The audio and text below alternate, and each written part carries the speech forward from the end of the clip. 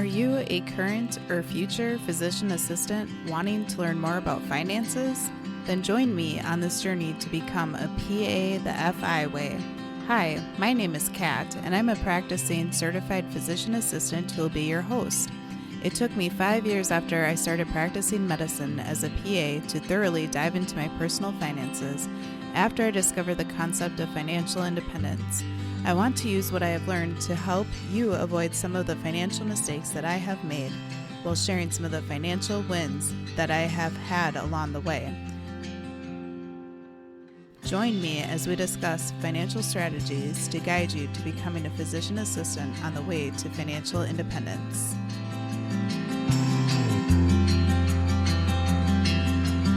I am so excited to dive into today's episode.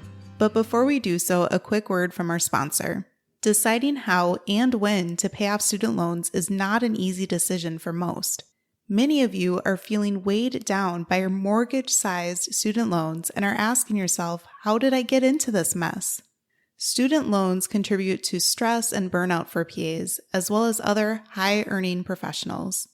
Many PAs, even with the best of intentions, unfortunately make poor financial decisions on their student loans. Look no further than studentloanadvice.com. For a few $100s, they will meet with you for about an hour. They'll go over your personal student loan situation and help you come up with a plan for optimizing your student loan management. Find out how much they can save you today at studentloanadvice.com/PAFI. And if you are interested in learning more, check out the PA the FI Way podcast, episode 42, where Andrew, one of the co-founders, joined me as a guest. Otherwise, head over to studentloanadvice.com/PAFI. Now back to the show.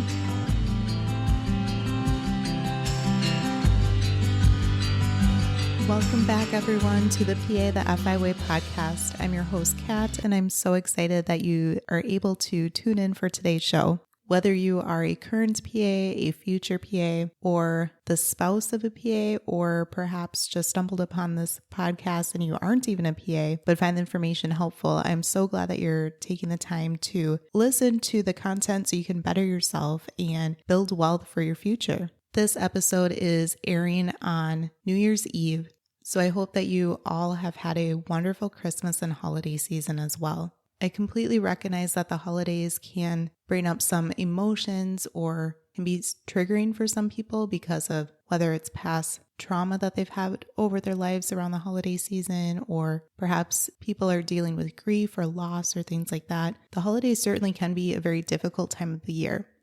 But I really hope that you are able to find some joy and spend some time with those ones that you do cherish and love in your life. I'm actually recording this episode in the evening of Christmas Day. And the reason why is because my husband, myself, my sister, and brother-in-law are planning on leaving tomorrow morning to head up north for some ice fishing. And we're really excited because this is our first trip of the year.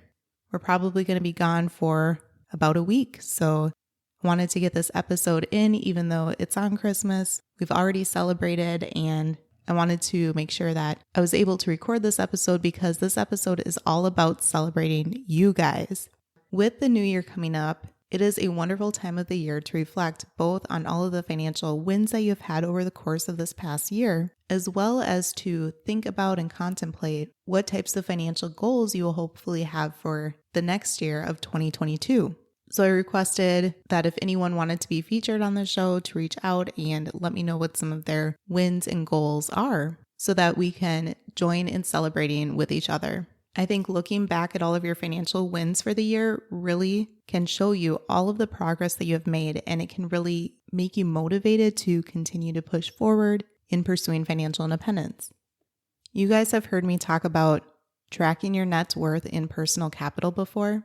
And I will make sure to include the link to the blog post about tracking your net worth in personal capital in the show notes so you guys can read it if you're interested.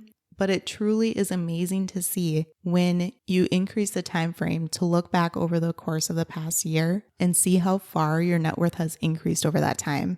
It can be so easy to forget how far you've actually come. So if you haven't looked recently, not only at your net worth, but again, how much it's increased in this calendar year or over the course of 12 months, go ahead and do that.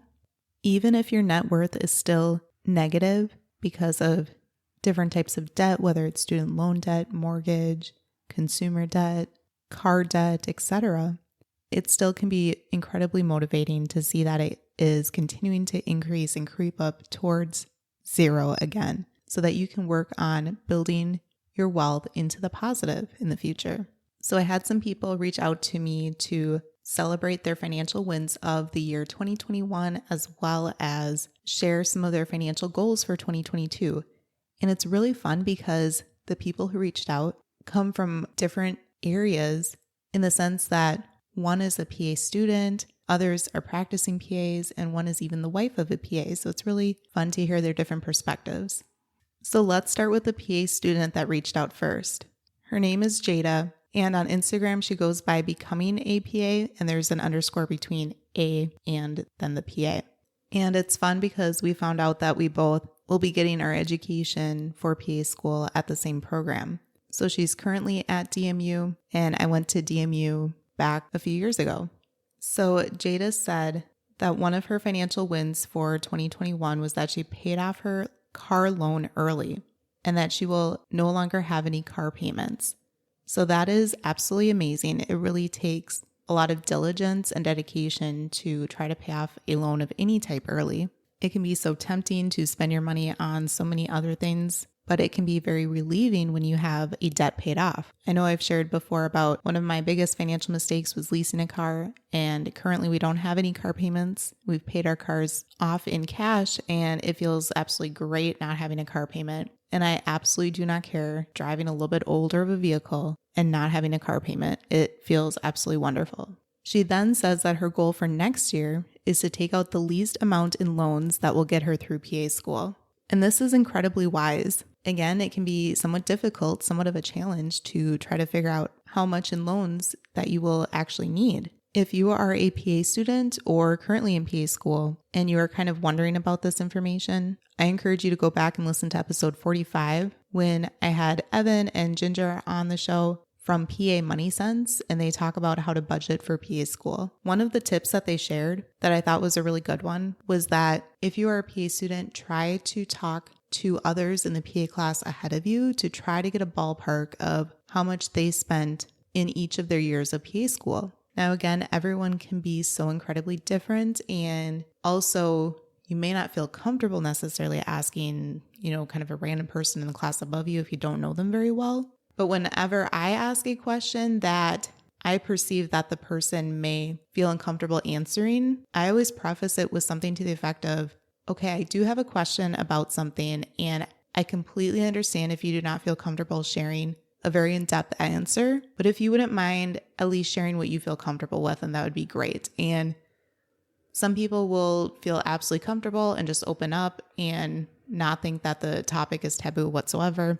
Others may say something to the effect of, I don't really remember, or I just don't really feel comfortable sharing that information.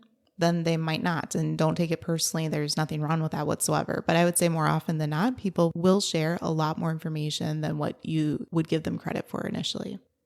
Additionally, it's also important to make sure that you try to have an emergency fund built up just in case you do have car problems or any other types of expenses that may pop up. And it's advised to have 3 to 6 months worth of living expenses set aside in an emergency fund, even if you are a student.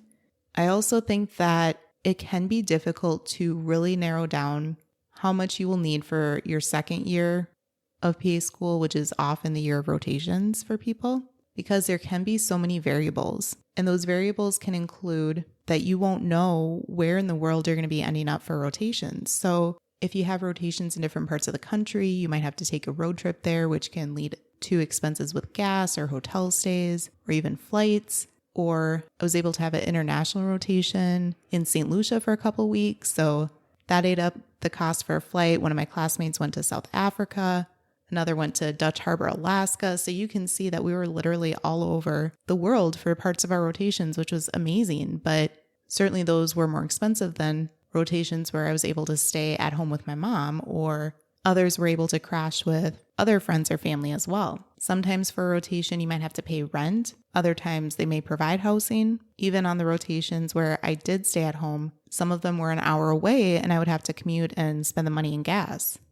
Unfortunately, during PA school, it can be somewhat difficult to narrow down and pinpoint where your rotations will be with a fair amount of notice ahead of time. Sometimes there can be like last minute changes, or you might not know where your rotation is going to be in the next couple to a few months, or sometimes even a couple to a few weeks. And then it could be kind of a surprise to you of where you're going. So flexibility certainly is a trait that you need in PA school, as well as working as a PA. But if you are able to have some of an idea of where in the world your rotations will be, and there were others in the PA class ahead of you, try to reach out to them and see if they would let you know about how much they spent during that rotation, or if they would have any insight as to affordable housing options. So I want to commend Jada as well as all of the other PA students that do take the time to take a listen to the show. Back on episode 30, I interviewed a PA student on the way to financial independence who was named Alex. And if you're looking for some motivation as a PA student, you definitely need to listen to that episode. But I really think it's amazing that you guys are trying to fit some financial literacy into your education as well, while you are also being educated on how to become a PA. You guys are going to be so far ahead of the curve when you graduate from PA school, because you likely will have less debt because you were mindful about your spending. But even though your debt may be a decent amount, you will likely be motivated to pay off those student loans as well as invest for your future too. So you guys are absolutely amazing. Way further ahead than I was in PA school. I was not financially literate at all. So good job, guys. The next person that I want to celebrate is actually the wife of a PA. And they have an Instagram account together that's called Frugal Fadul. I think I'm saying that last part right. But after the word frugal, there's an underscore, and then it's FADDOUL. And her name is Bridget, and her husband's name, who's a PA, is Michael. And they have really been on a debt-free journey. In the beginning of December, they shared that they are debt-free now, which is absolutely amazing. They paid off $254,412 over the course of 4 years and 6 months. So congrats, you guys. That's so wonderful. But Bridget shares that they just paid off the last of the PAC student loans. So Michael's student loans. I'm sure that feels amazing, not only for Michael, but also for Bridget, his spouse, because we all know that those spouses do feel the burden of our heavy student loans too. And in this past year, $65,000 of it was paid off in this calendar year, which takes a ton of dedication. That's absolutely wonderful. In addition to paying off the student loans, they also invested 5% as well over the past year. So psychologically, it can help a lot of people to really try to get out of debt. But mathematically, it's really good that you're also investing over the time that you're trying to pay off that debt too. Because if you don't invest while you're paying off debt, then you lose the precious time that you have that compound interest needs to accumulate over the years. So that's wonderful that they were able to invest as they were paying off their debt. So congrats, you guys. That's absolutely great. And I really hope that your story is motivating to the listeners. The next person that we're going to celebrate today is one of my friends, Molly, who reached out, and we met in PA school. And now both she as well as a couple other of my PA school friends will periodically get together and not only catch up about our lives, but talk about personal finance and financial independence, which is so fun. So definitely make sure that you try to have some people in your life that are able to talk about these things. I know it can be somewhat difficult to find people with same interests, but it really is fun and motivating if you're able to do that. But she reached out and said that one of their financial wins for 2021 was that she and her husband paid off one of her husband's student loans for the year. So that's a wonderful milestone. It's so satisfying when you get that check, so to speak, and you can move on to the next thing that you're working on paying off. Then her financial goal for the year 2022 is that she's hoping to invest more and open a Roth IRA. So if you are able to invest more over the years, that's absolutely great. Often a lot of the contribution limits, meaning the most that you can contribute to different retirement accounts can increase over the years. For example, 401k contribution amount increased for next year. Same with an HSA, but I don't believe that the Roth IRA contribution amount did increase, unfortunately.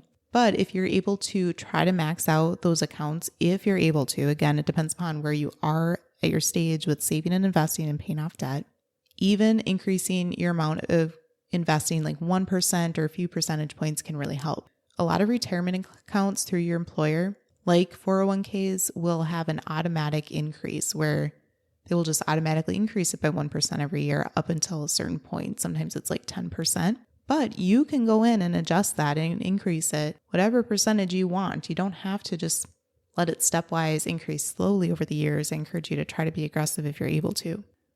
If all of this information is a little bit new for you, again, about paying back debt, investing, different retirement accounts to invest in, or different types of accounts in general to invest in, I encourage you to go back and listen to episodes 11 through 13, because I talk about emergency funds, paying back debt, investing, index funds, HSAs, which are one of my favorite types of accounts, 401ks, Roth IRAs, Roth conversion ladders, backdoor Roth IRAs, etc. So those episodes definitely cover a lot of information.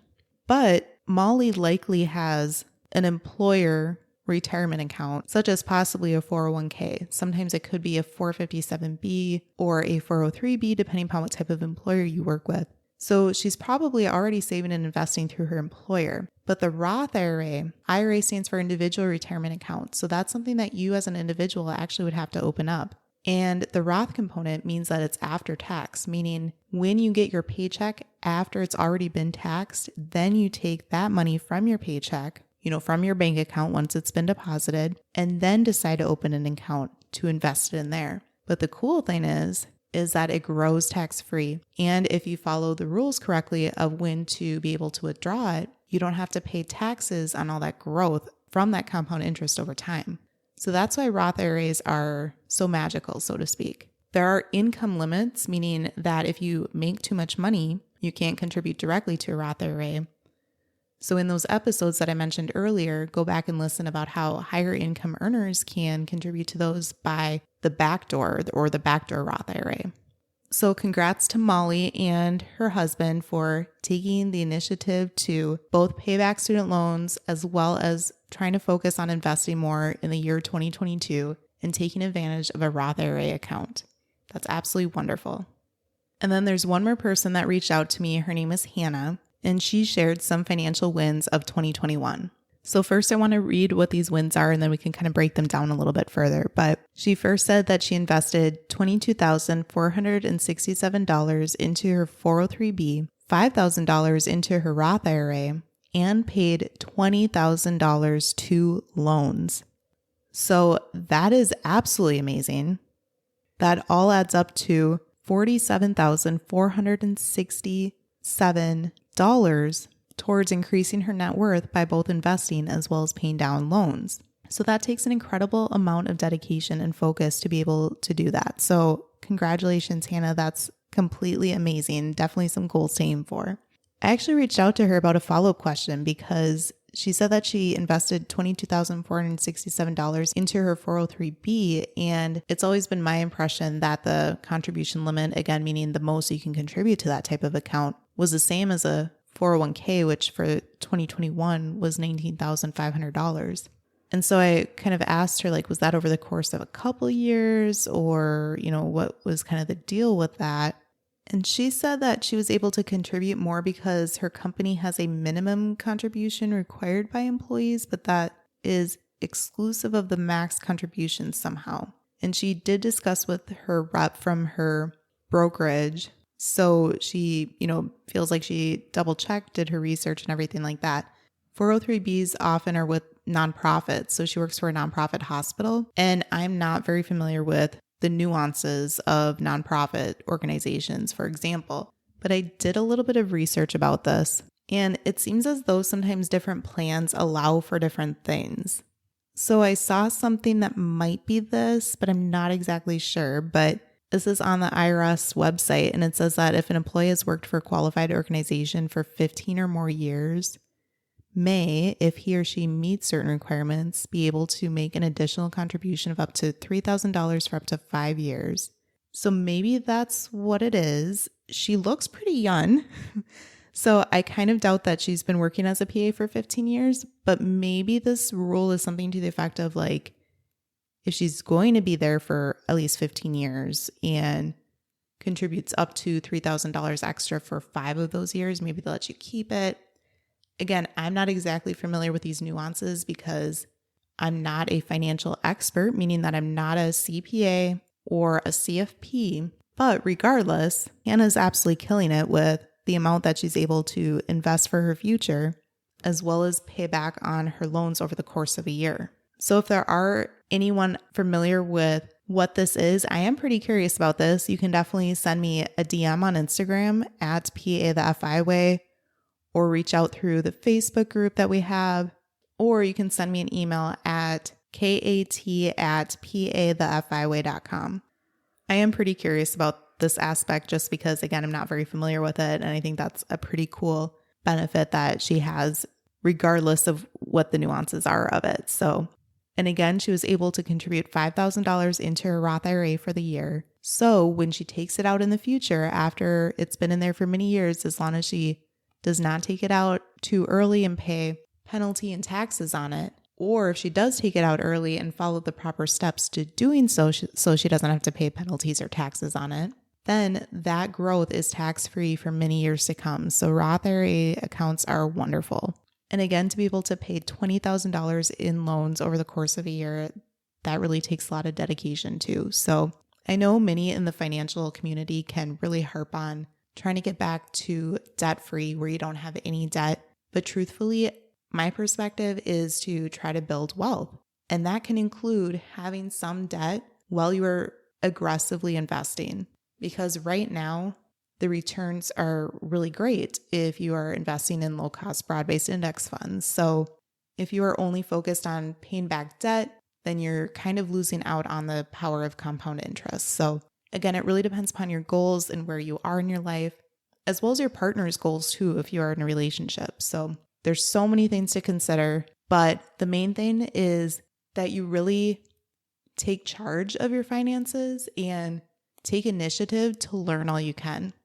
My sister got me the book that I was really hoping for Christmas, which is The Psychology of Money by Morgan Housel, and I can't wait to dive in. I haven't read this book yet, but I've heard it's absolutely wonderful.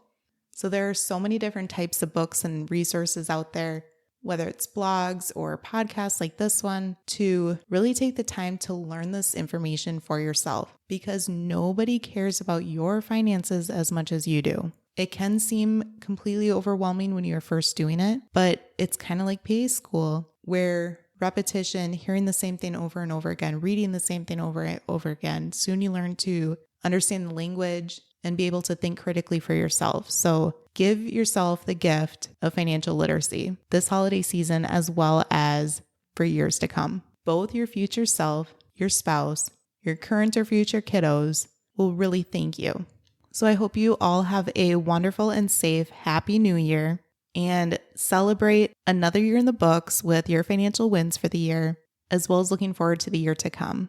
And thank you for those who participated in celebrating the financial wins for 2021, as well as sharing some of your financial goals for 2022. You guys are awesome, and it was really fun. I really enjoyed this episode, and I hope that the rest of the listeners did as well. Now, wish us luck ice fishing.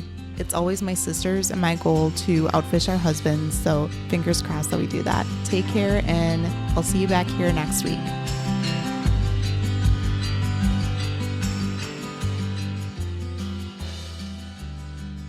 Thank you for tuning in, and I hope that you decide to continue to join me along this journey of becoming a PA the FI way. Please take a moment to press the subscribe button on the platform that you are listening to this on, but more importantly, consider sharing with another current or future PA that could benefit from the information that we reviewed in this episode. Take care and have a great rest of your day. Until next time.